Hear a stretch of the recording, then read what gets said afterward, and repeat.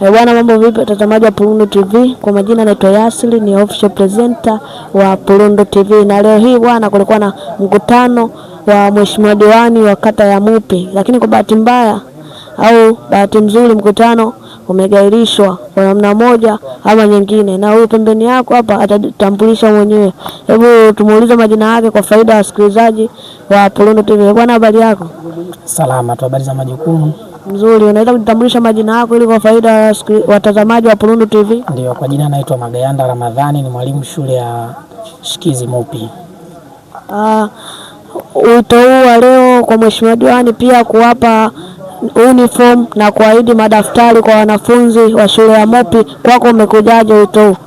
Ni wito mzuri na ni hamasa pia kwa wananchi na wanakijiji na wanakata wa kata ya Mupi kwa ajili ya kuhakikisha na kuendeleza swala zima la elimu linafanikiwa, na kuona kwa namna moja au nyingine watoto walika kuanzia awali na darasa la kwanza wanaweza kufika shuleni na kupata elimu kwa wakati na kwa mwaka 2026 kwa pamoja bila kukosa na kuwa na changamoto yoyote, especially katika masuala ya uniformu.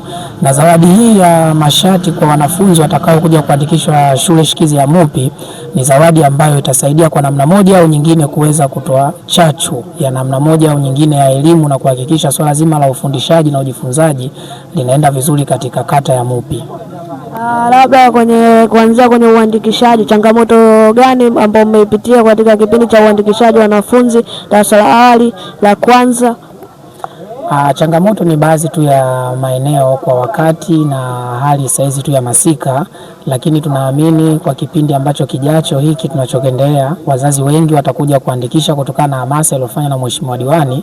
Inaweza kusaidia kwa namna moja au nyingine, wazazi wengi wakaja kuandikisha watoto wao wa awali na watoto wa darasa la kwanza kwa mwaka 2026 ili mambo yaweze kwenda vizuri. Una nini cha kuambia wazazi ambao watoto wao wanaweka nyumbani na kuwafanyisha kazi ngumu ambao umri wao unaruhusu kwenda shule ili kupata elimu, ambao wanaishi katika kata ya Mupi?